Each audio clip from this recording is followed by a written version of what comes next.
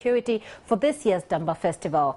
Close to a decade after the murder of the overlord of Dagbon, Yana Yakubu Andani, and 40 others in the Dagbon chieftaincy dispute, there has been disagreement over the celebration of the Damba Festival. A communique was issued by the Northern Regional Security Council in Tamale after a meeting with some prominent chiefs representing the Abudus and Andanis.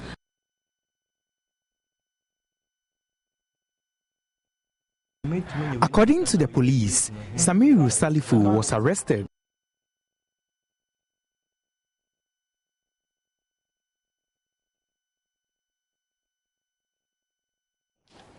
We apologize for that wrong answer there, but we go back to the northern region where we bring you the story about security as far as the Damba Festival is concerned. The communique was issued by the Northern Regional Security Council in Tamale after a meeting with some prominent chiefs representing the Abudus and Andanis. The prominent chiefs also resolved to celebrate this year's Damba Festival at the Gbewa Palace in Yendi as a first step in seeking lasting peace in the area. The Northern Regional Minister and Chairman of RECSEC, Bid Ziding, read the communique. RECSEC will ensure security arrangements are made to ensure that all celebrate the festival peacefully at the festival. 3.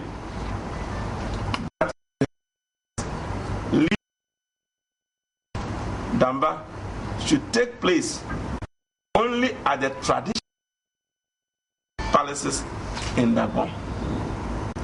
Then 4, that no place anywhere should have the intention of being climax except at the Bela. There were exchanges from all sides on the customs and tradition, while the Kampakuyana, the regent of Dagbon, welcomed all citizens to celebrate the festival. The meeting also took cognizance of the indication of Bolin Lana, head of the Abudu Gate, in his letter to the RECSEC, indicating the willingness to lead his followers to celebrate the festival at the Gbewa Palace if adequate security measures would be provided to ensure peace. The meeting also appreciated the various concerns expressed on the need for a permanent and lasting peace in Dagbon and the importance of working towards achieving that goal. The 4-point communique added that this year's Damba Festival would only be celebrated in Yendi and at the Gbewa Palace, and that RECSEC would ensure that adequate security arrangements were provided to interested persons and groups to celebrate the festival peacefully. It said rehearsals leading to the celebration should take place only at traditionally designated places in Dagbon, and that no rehearsal should have the intention of being climaxed at those places but at the Gbewa Palace. Let's still do some security issues now. A 24-year-old suspected armed robber is in the grips of the Odoko police in connection with some robbery incidents and terrorizing of persons at Ablikuma. The suspect, Samiru Salifu, has been on the police wanted list for about 5 years. According to the police, Samiru Salifu was arrested upon a tip-off on January 1. The police said they laid surveillance and arrested him this Wednesday morning at his hideout at Odoko. The Odoko District Police Commander, Superintendent Abraham Akwatu, joined news. The suspect has been terrorizing the people of Ablikuma for about 5 years now and has been on the police wanted list. The fact is that we have been laying surveillance on him for so many years now. He's very slippery, and anytime you get wind of him, before you get there, he has already escaped. But unfortunately for him yesterday, he couldn't escape. Yes, our information was it was accurate, so we met him on target. But incidentally, the place was very dark. He saw us first, so he was able to escape. But whilst fleeing, he started shooting sporadically with a view to scaring off the team, and we also returned fire. However, we discovered that he had sustained gunshot wounds. So the following morning, you followed up and you saw him hiding in a hideout. So we managed to arrest him. He said the suspect will be sent to the Accra Regional Office to be further processed for court.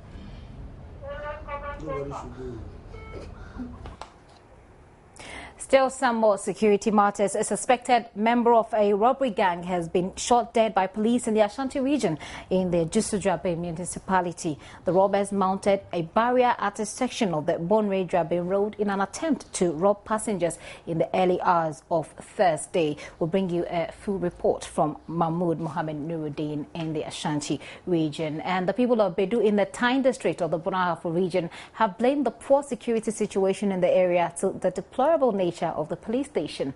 They argue the police personnel have refused posting to the area because of this. A senior police officer was murdered in cold blood by a complainant at the police station. Until the untimely death of its station officer, the Bedu police station had only 3 policemen serving a population of over 15,000. Police personnel have refused posting there due to inadequate accommodation. The walls of the Bedu police station have developed serious cracks. Our cameras captured these bicycles behind the counter in the charge office, serving as the only means of transport for these officers. This is the only writing desk in the charge office. The news team was told the ceiling of the building leaks badly during the rainy season. This small dark room serves as a cell.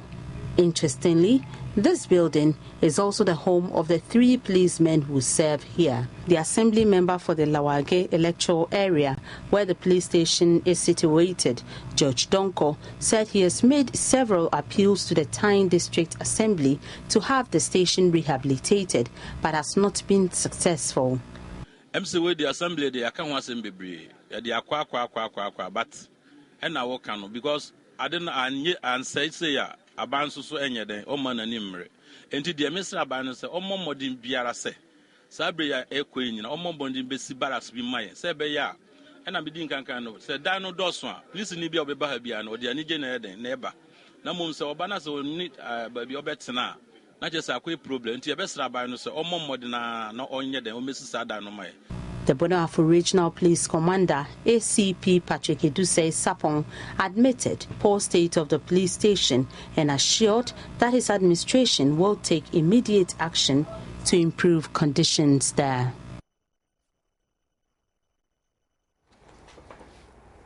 And we're back to the capital, where some vehicle owners and drivers who went to the Driver and Vehicle Licensing Authority's office in Accra on the first working day of 2014 to register their vehicles have protested the new charges. The drivers are asking the DVLA to review the new charges downwards. Meanwhile, the authority registered 250 vehicles on the first day of 2014.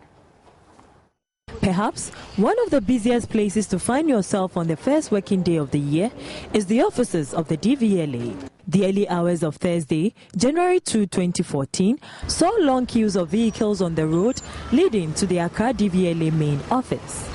Vehicle owners and drivers were in a rush in an attempt at acquiring 2014 number plates. In order to prevent and avoid a stampede, owing to the mad rush for the 2014 registration numbers, the authority this year had put in new plans of just allowing 200 vehicles to be registered on every working day.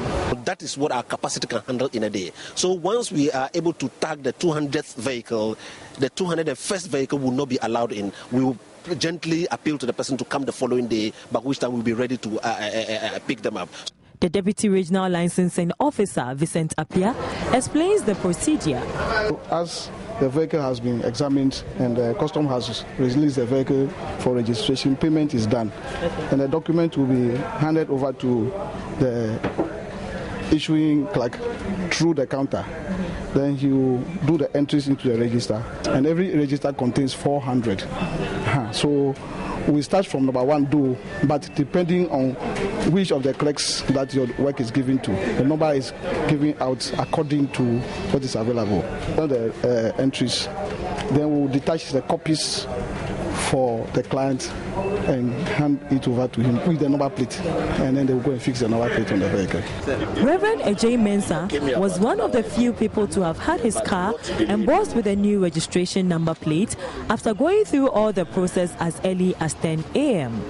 He was so much elated And so I got this car last year, and I decided I'll keep it to 14, so that I put the new 14. Okay. Yeah, that's special number. Special number. I registered 2 years ago a Ford Expedition, and I had a General 3312, and I decided to have another 3314. Is there anything special about that? No. No, but you just don't. Yes. So what number do you have now? GR 3314. Yes. So officials, however, cautioned the public to be wary of middlemen, popularly known as Goro boys, who in an attempt to cash in on the situation to exploit the unsuspecting public. We have ensured that before the vehicle is registered here, there's a policy where you have to assess the condition or the health of the vehicle through a PVTS or private vehicle test station before it comes here. We don't to depend wholly on the certificate they bring here because it could be faked along the line. So we are cross-checking with the private vehicle test stations. Once they register the vehicles, they signal to us, and we have a specific code on the certificates to authenticate it here. In so doing, the issue of Goro faking our documents and bringing them here will be absent. Some drivers, however, complained about the new charges. Me, I just got here and I got to know that the price has gone up. You understand? So it's causing inconvenience. You understand? They should have given us a date, maybe like in a month's time, this is what the price will be, blah, blah. You just can't increase prices like that. Because you are working for the people. You understand? You are serving the people. So serve them well. But by midday, the long queue of vehicles had been attended to. Yafusia Jimfi reporting for Joy News. Interesting one there. Meanwhile, vehicle owners using trade license plates issued last year have been given up to January 8, 2014 to either go for a new one or register their vehicles for a substantive number plate. The police MTTD says the use of trade plates are being abused. Trade plates are embossed on vehicles without registration and yet to acquire a licensed number. The police MTTD has for several years complained about the misuse of the trade number plate. In some instances, the police service has blamed armed robberies and their inability to arrest culprits on the use of the trade number plate by these robbers. The use of the trade license plates is a privilege and not right, because these vehicles are not registered. They are not known to Ghana vehicle register at the DVLA, and therefore it is easy for people to use this vehicle on limited basis. It should not be used at night because such vehicles are used in committing crime. So when you use it at night, it's also likely that the vehicle will be snatched from you. And when that vehicle is snatched from you, it will be difficult for police to assist you in tracing the vehicle because that vehicle has not been registered. The details, the chassis number, everything is not on the vehicle register. According to DSP Alexander Obey, Director of Education and Research at the Motor Traffic and Transport Department, persons who continue to use the old trade plates would be arrested and put before court. Such number plates are issued for a calendar year. Therefore, it expires on 31st December every year. If we should start immediate enforcement, then a lot of vehicles will not move on our routes. And so the Director General, in consultation, has come out that all those who are using DV that was issued last year, 2013, can continue using it up to on the 8th of January 2014. Otherwise, it will come under police radar, and such persons using the DV plates issued last year, 2013, will be arrested and put before court. He mentioned the DVLA office, registered trade plates dealers and registered second-hand car dealers as places you could acquire the trade number plates. So the festive season is over, but the capital city is yet to get back to its busy nature. Considering it is only 2 days into the year, it seems people are gradually warming their way into their normal daily routines after the holidays. Thursday today, 2nd January, the first working day in 2014. But we are not seeing traffic building up on the streets of Accra as is usually the case. In fact, there is free flow of traffic. It seems the New Year mood is yet to wear off. It took only a few minutes for the news team to drive around town, an unusual experience for commuters in the capital. The most traffic-prone areas were virtually free, the Nima and Kaukudi junctions, and even Makola, the central business district. Though business activities are going on, the central business district in Accra is not as busy as it usually is. Some shoppers have been interacting with say they've already resumed work. Others also tell me the year is still new, and so they have a few more days to enjoy before going back to work. How long was your break? Close to 3 weeks. So when are you resuming? Did you have fun during this Christmas? Yes. We are reopening on the 7th of January. And then we really had fun. We enjoyed. Okay, break on 31st, half day. Then we went to church on evening time. Yeah, so we went for a break. So when are you resuming? Oh, today. I went to work today, but I want to buy some petty things for me. That's why. I took time to travel around and go on missions to spend time with the needy. So you've been very busy this I came back 31st in the evening. Today is 2nd. Have you taken a few days to rest after all that? I rested yesterday and I had a nice time with my wife and my kids. It certainly will take a few more days before the city starts buzzing with life the way it's noted for. You're still watching the Primetime Bulletin here on Join Us on Multi TV. When we return, we'll tell you what's happening to SNIT pensioners. Please stay on. You're welcome back. A pilot bus priority project should take off by the end of 2014. This is if a $10 million infrastructural expansion project from Amasaman to Tudu in the Central Business District is successful. The bus priority project is a component of the bus rapid transit system, which is on hold due to inadequate funding.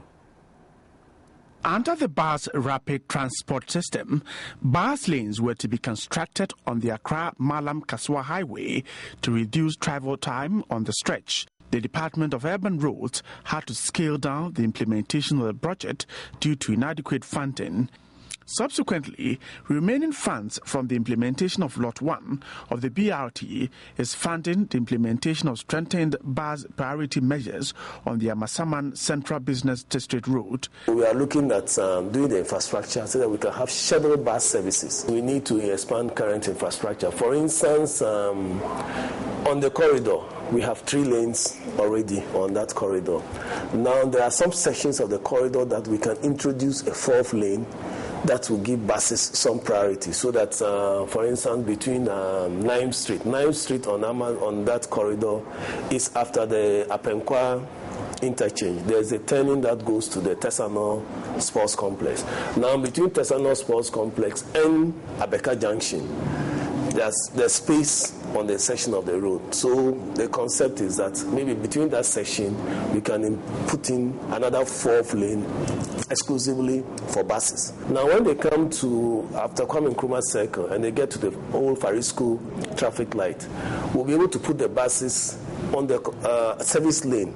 You know, between Farisco and the Tudu Road, there is a service lane there. So the buses can now operate from that service lane into Accra Central. Higher quality bus services will be introduced to improve mobility.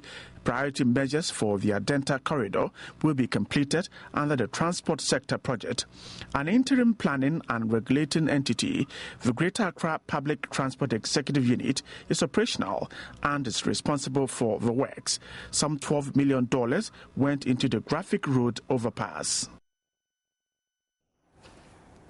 Ghanaians have been spared any imminent fuel price increases as 2014 begins. The National Petroleum Authority maintained the prices of petroleum products in its latest price review. This is the 2nd time in a row that the regulator has kept the price same. The review, which took effect Wednesday, 1st January, saw prices maintained at the pumps. Petrol is still going for 219 pesos per litre, kerosene at 202 pesos per litre, diesel at 226 pesos per litre, whilst LPG is at 252 pesos per kilogram and premix at 116 pesos per litre.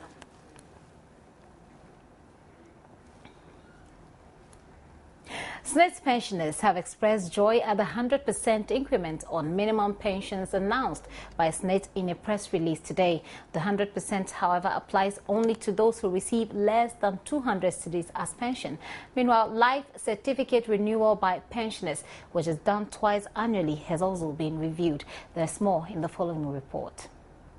A press release by SNIT says all pensions shall be raised by an overall indexation rate of 20%, which will be implemented through a 10% pension increment plus a flat amount of 9 cedis 62 pesos across the board. But the minimum allowance has been increased from 100 cedis to 200 cedis. Head of Public Affairs at SNIT, Eve Amegashi, explains. Almost everybody's pension is different. So you cannot say that everybody's pension is gone up by this. The minimum pension that was for 2013 was 100 Ghana cedis. So if you were on 100 Ghana cedis, now we are going to add 10 Ghana cedis to it. Then we're going to add the 9 cedis to it. So now you are not going to collect 100 Ghana cedis again. You are going to collect 119 point, what is the Ghana cedis? Janet Ezeko is a pensioner and the women's organizer for the National Pensioners Association. She received the news via a phone conversation with the General Secretary of the association and reacts excitedly seeing the press release. That is fantastic. Last year, 2013, it went up to 100, from 52 to 100, and we're so happy about it. So if it has jumped from 100 to 200 cedis in 2014, we are just grateful. You know, still 200 is not much, but 100% increments is just wonderful. We hope 2015 we'll get another 100%. Pensioners have over the years complained about meager allowances from the National Pension Administrator, SNIT. Thus, the increment in pension allowances brings a great sigh of relief. She said this will be a major push-up in meeting their health needs in particular and also better their standards of living. Here with the National Health Insurance, they don't deal with some of the old age problems, like the what we call shomoba in. So we decided to have the health scheme to help all our people. But our people, some of our people were kicking up against it. They don't want to belong to it and so on. But I think even with this increment, all the people will join us. On the renewal of life certificates, pensioners 72 years and above will henceforth renew their life certificate with SNIT once every 3 years. The head of public affairs at SNIT, Eve Amegashi, further explains the rationale. Life certificate is a document that pensioners complete after age 72 to ascertain whether the pensioner is still around. They were doing it twice a year, but we realized the inconveniences that we were causing the pensioners. So we want to go to them, not them coming to us. We want to go to them. So now, if they do feel like going to our branch to go and complete the form, yes, but they are not obliged to. We want to go to them to complete the form. That is good news for old people. There were times somebody had to be taken in a wheelbarrow from his house to the bank.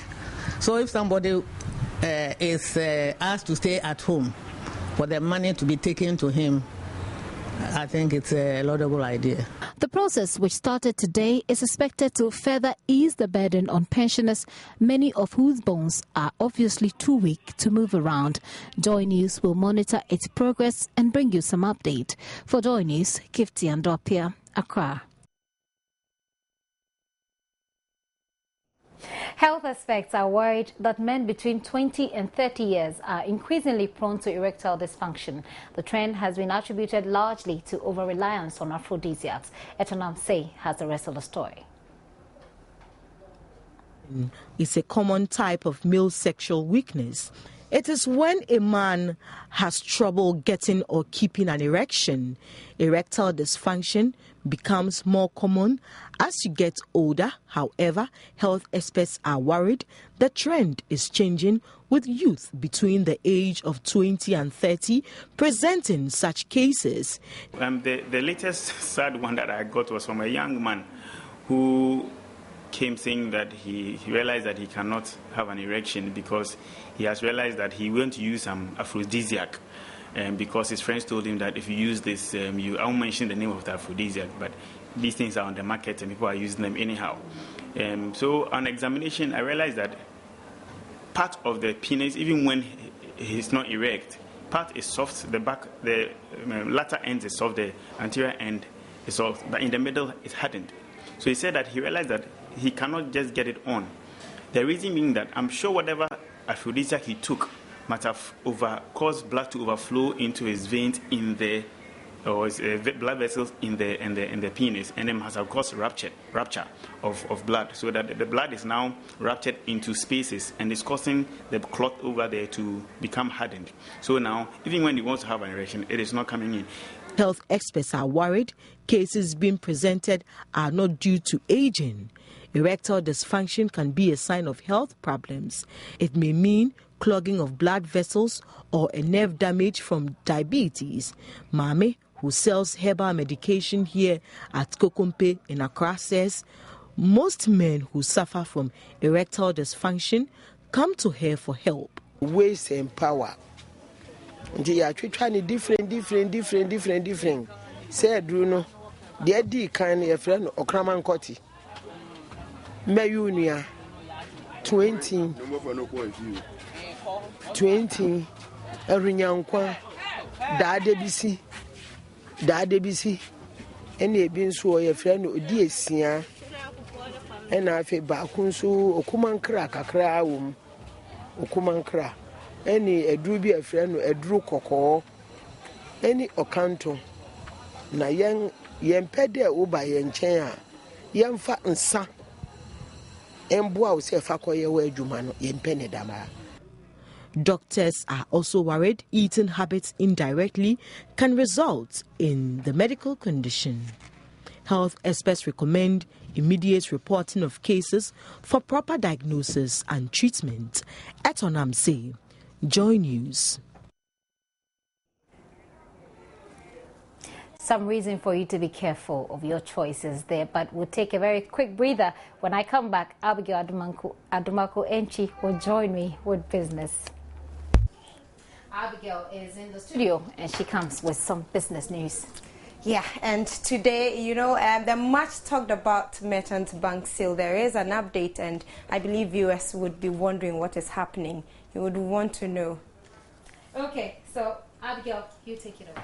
All right, so my name is Abigail Adumakwenchi, and it's time for some business reports. Now, Deputy Minority Leader Dominic Intio says it is important for key players in the sale of Merchants Bank to come out clear on the details of the transaction. Speaking on Joy News AM Talk, he stressed persons who played major roles in the transaction will be invited to Parliament to answer questions in order to bring closure to the Fortis Merchants Bank saga.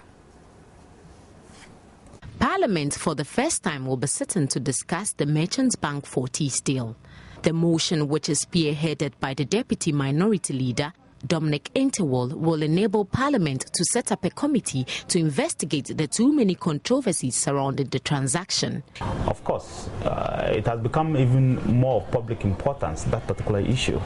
There are too many things that has made the situation very murky, and it is important for Parliament to investigate all these aspects of it and come out clearly whether what is going on is right or is not right. He stressed it was an opportunity for key players to come out clear on the details of the deal in order to put an end to it. If Parliament is coming in at this stage, it's really an opportunity for everyone involved to come very clean, so that people do not politicize. Otherwise, when people don't know facts, then what they do is to do propaganda. And so it's in their interest for whatever transaction has gone place to come public and come clean, so that if it's good, we all move on with it, we would applaud them. If it's bad, then we can put a stop to it. The former Deputy Chief of Staff, Alex Segbefia, was however worried the deal has taken too much political look and wondered if Parliament had the capacity to clearly deal with it. I have my serious doubts whether Parliament is going to be able to divorce itself from this particular political color that has occurred. For everything in Ghana, it takes on a political color, and the main thrust or the arguments or the issues involved were lost in the mire of what is happening. He, however, cautioned parliamentarians to deal with the issue objectively. I'm hoping that when it gets to Parliament, people will take off their political hats and just deal with the issues and look at it objectively.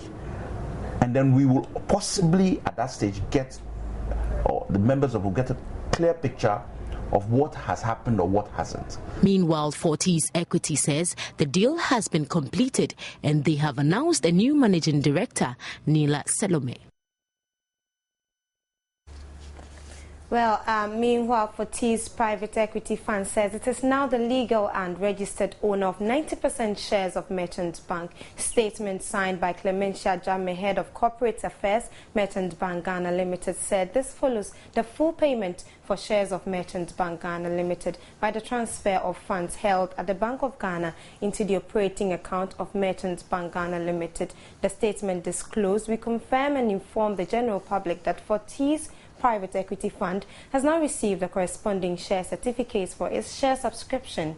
It's continued officially as of today. Fortis Private Equity Fund is now the legal and registered owner of 90% of Merchant Bank Ghana Limited.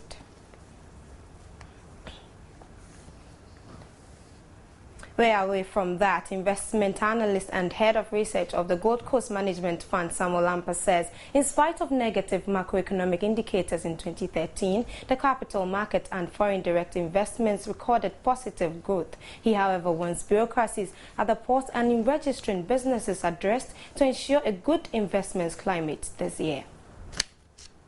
Ghana in 2013 recorded a number of economic difficulties, including a credit downgrade by Fitch, fiscal deficit, negative macroeconomic indicators, among others. But in spite of the poor performance of the economy, the investment climate, particularly the capital market, remained strong. First 2-3 quarters of 2013 were very, very active. A lot more investors were interested in stocks in the market. You realize that one of the great influencer or the attractive point was the bottom line, the profit that most of the trading companies reported at the end of the year. And most importantly, most of their projections were also made. And therefore, it also gave investors the confidence. So 2013 was good for investors in the capital market. Annualized gain was about 338%. And then averagely, it was around 78% at the end of 2013. The extractive industry, which notably affects foreign direct investments, also had its share of the challenge with the consistent fall in gold and crude prices, but its outlook remains positive. 2011 and 2012, Ghana was ranked as the 5th largest destination for FDIs, I mean foreign direct investments in West Africa. Okay, so it tells you that a lot more people have high hope. I mean, seeing the country as a great prospect. Figures are not readily available, but our expectation was that from a $3.1 billion investment to about $3.3 billion in 2012, we expect that in 2013 the FDI figures investment will hike, might not go above 3.2 $2 billion investment. He says although there are great prospects for 2014, some basic challenges investors face in doing business in Ghana must be addressed. Bureaucracies, in getting licenses and registrations done in this country are also very key to determinant on getting the investors into this country, as well as the entry port. And taxes. These are all very, key determinants of attracting a lot of investors in this country. And if the better we work at it, for example, in our entry port where there are a lot of corruption and then bureaucracy is there, these things do not serve as an attractive bait for investors into these countries. He also urged government to duly follow measures introduced in the budget to address fiscal deficits, ensure a strong macroeconomy, and generate more revenues for a robust investment climate in 2014.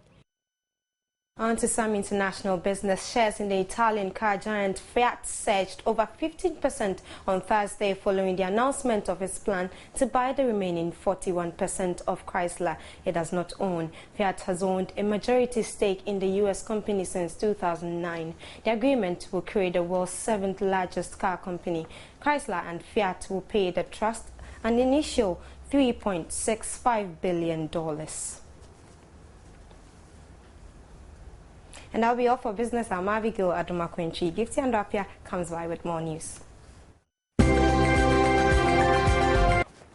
Welcome to sports now. Ghanaian striker Samuel Jan netted 40 times for both club and country to become the 6th highest top scorer in the year 2013. No African footballer has been as prolific as Samuel Jan in 2013.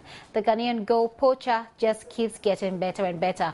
Jan also enjoyed an incredible year for Ghana, celebrating a decade in the Black Stars shirt with a starring role in the team's successful Brazil 2014 qualification quest. He scored 6 goals, which shot him further up Ghana's table of all-time finishes. Just last week, Jan became the first ever player to score 70 goals in 2.5 seasons in the United Arab Emirates top flight after scoring for Al Ain in their 1-1 home draw with Al Sharjah.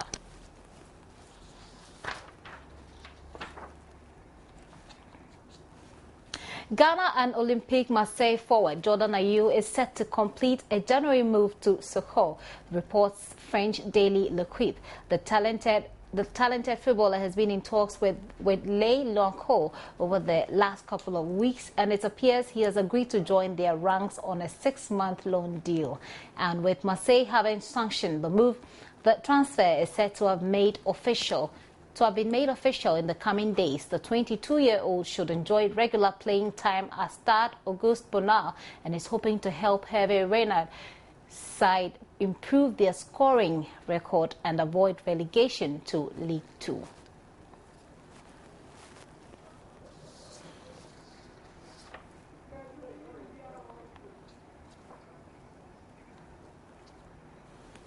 That's it for sports.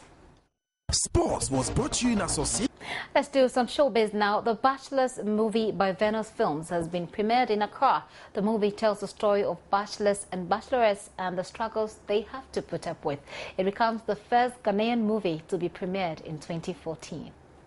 God, they're supposed to be here right now. Maybe they are caught up in traffic or their cars would just not start.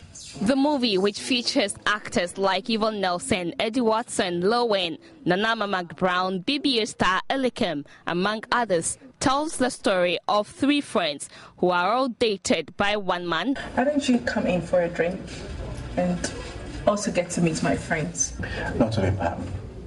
I've got a series of meetings with some clients and I'm already running late. Maybe some other time. Now that you have time off your busy schedule, why don't you at least come to know my house? No, baby, I really need to be somewhere the next 30 minutes. And you know it's almost rush hour. I really need to beat that traffic. I promise I'll make it up to you, okay? I want you to meet my friends, Pamela and Linda.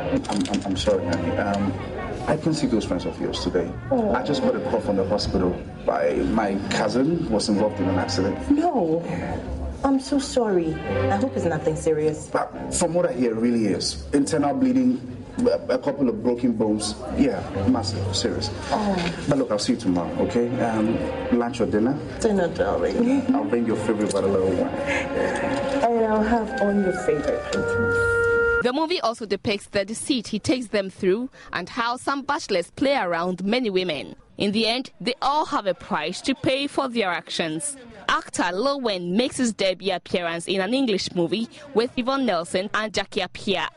The director of The Bachelors, Pascal Amanfo, recounts his experience directing Lil Wayne for the first time. I think that the challenge was the blend. We're trying to fuse the Lil Wayne style of comedy into the whole plot. And of course, Ellie came fresh from Big Brother, trying to see Hannes' acting talent. He's not a bad actor too. I think he did well, given the time he had and the stress we had on set to get him through. All in all, I think they were very regular challenges you face from time to time. Before watching the movie, we caught up with one of the actors, Elikem Kumoji. Just come out to the Big Brother house, and I was given the script. I quickly read through, not like I read everything, but the much that I could. And I went and said it was my first time working with Pascal Amanfo, and he was great. Like, he was spot on.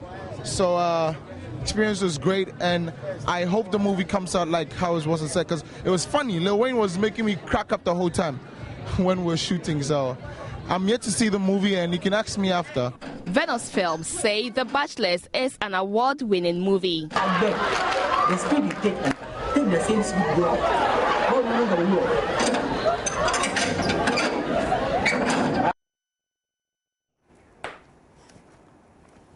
American actor and TV host James Avery, best known for his role as Phil Banks in U.S. television series The Fresh Prince of Bel-Air, has died at the age of 68 following complications from an open heart surgery. James served in Vietnam in the U.S. Navy from 1968 to 1969 before he began writing TV scripts and poetry for the public broadcasting service. He appeared in a number of films and TV shows, including Grey's Anatomy and Star Trek Enterprise.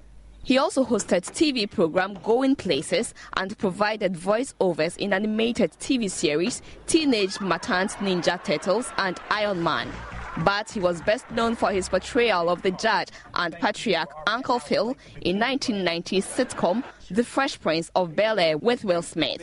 The American actor James died at age 65 on Tuesday in California following complications from open heart surgery.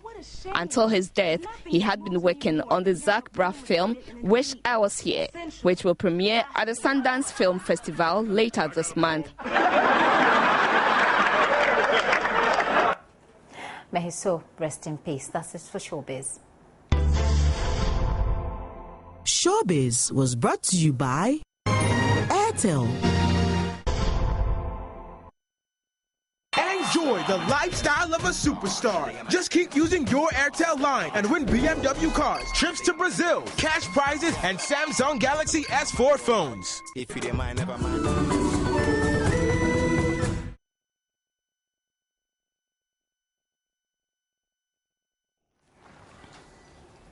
And that's it for tonight. Before we go, though, our top stories for this hour.